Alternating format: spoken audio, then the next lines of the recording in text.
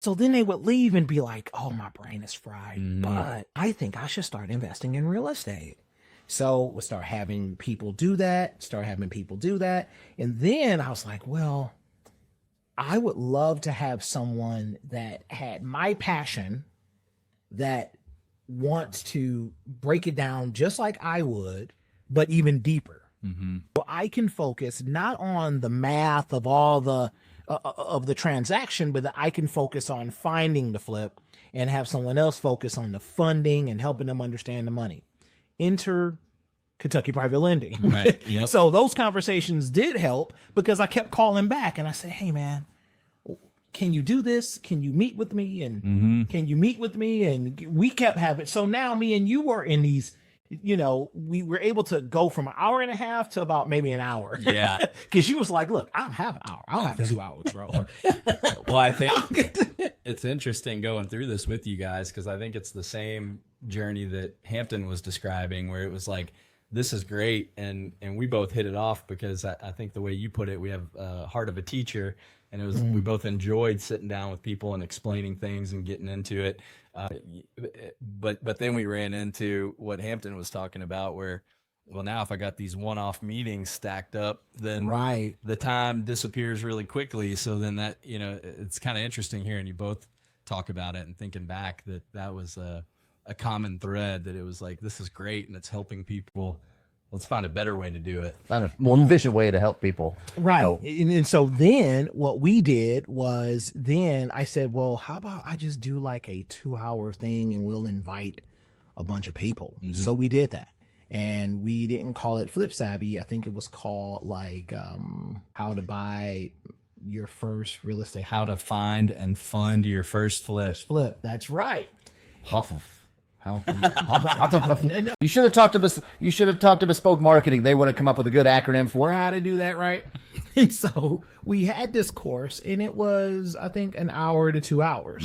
Just like, but it was basically an investor consultation broken down, and it was mainly for real estate investors, because part of that was to introduce you to more agents. He said, well, hey, let's just introduce you to more agents.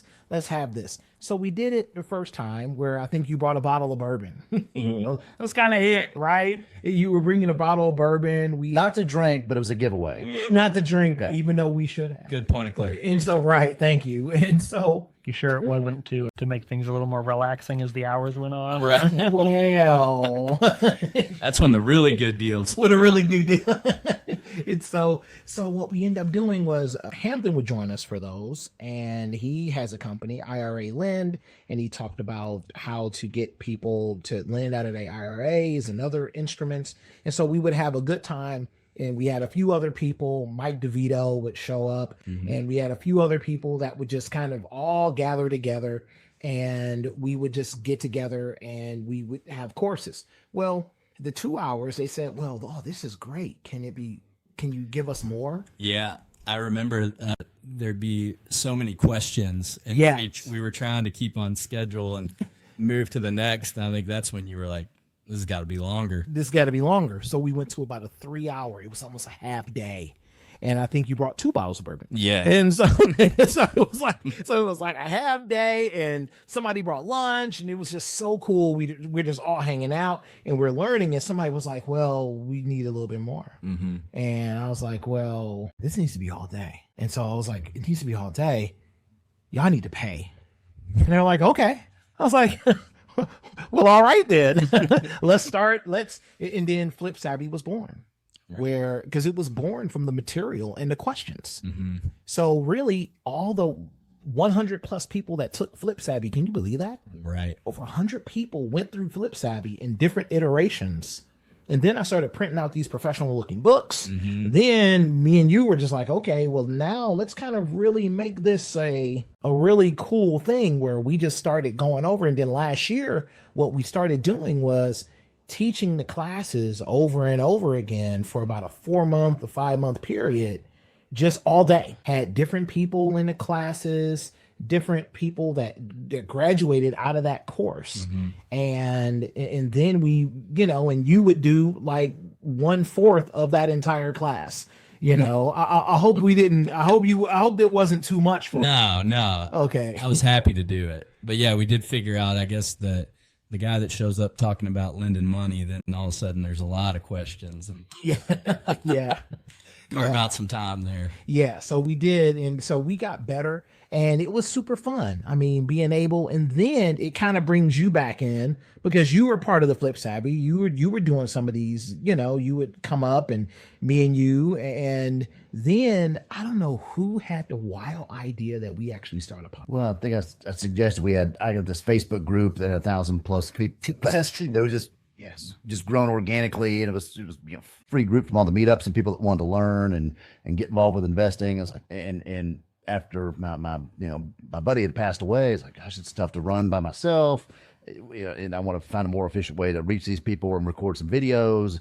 And then I don't know if it was you or what exactly came up, like podcast seemed to be the answer to have videos, be able to answer questions, interview guests, build a network, and have where it can be replayed for people. And then being able to offer the classes to convert that. Yeah, because we were just about Investor Tribe as part of the classes. Later on, we started. Well, I think from the beginning we were talking about Investor Tribe. The podcast was in its infancy from a planning standpoint. What made things so cool was we were doing all this. Me and you were talking about having a podcast. We talked about co-opting the Facebook group because shout out to Verl Bryce, who said, hey man, you're doing all these cool things. Why don't you need a tribe? You need a tribe. So because you need a tribe, I was like, man, that's a great idea. He was like, work amongst your tribe. Once you find a tribe of people that you can work with, that you can do your thing, you can really be successful. And I was like, you know what? You're absolutely right, because you do need a tribe. And so